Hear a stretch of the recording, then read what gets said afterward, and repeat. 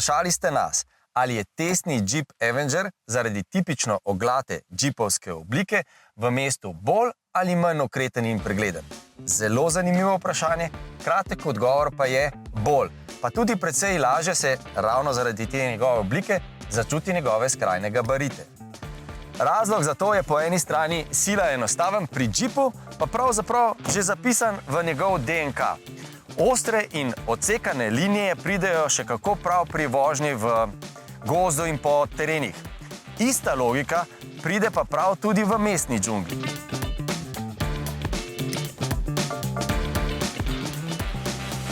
Višje sedenje, tako značilno za vse športne terence, samo po sebi še ne prinese nujno tudi dobre preglednosti, še posebej ne prek skrajnih robov karoserije. Pri Avengerju pa so ti deli tako odsekani in s voznega zornega kota tudi tako dobro vidni, da je parkiranje tudi na zelo ozkih parkirnih mestih sila enostavno. Ampak s tem še nismo opravili s preglednostjo. Avtomobili imajo A, B, C, lahko pa tudi še D in E stebriček, odvisno od karoserijske oblike. In ti so zelo pomembni za strukturno čvrstost karoserije.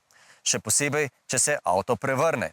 Mimogrede, električni avtomobili bodo imeli in imajo te stebričke še posebej močne, saj je teža, ki je vsa shranjena prav na drugem koncu avtomobila, bistveno večja. Ampak pri preglednosti pa je pomembno, kako široki in veliki so ti stebrički. V tem primeru še posebej A stebriček, ki nam pogosto v mestu skrije pešca ali motorista, pri sodobnih karoserijskih rešitvah pa se pogosto veliko mrtvih kotov in preglednosti skrije v velikem in širokem C stebričku. Torej, potegnjeno pod črto.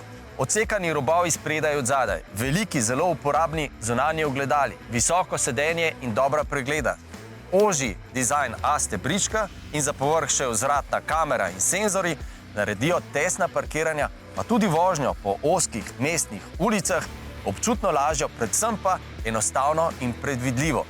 Brez prevelikih ugibanj, kako blizu betonskega korita je sprednji ali zadnji del Avengerja.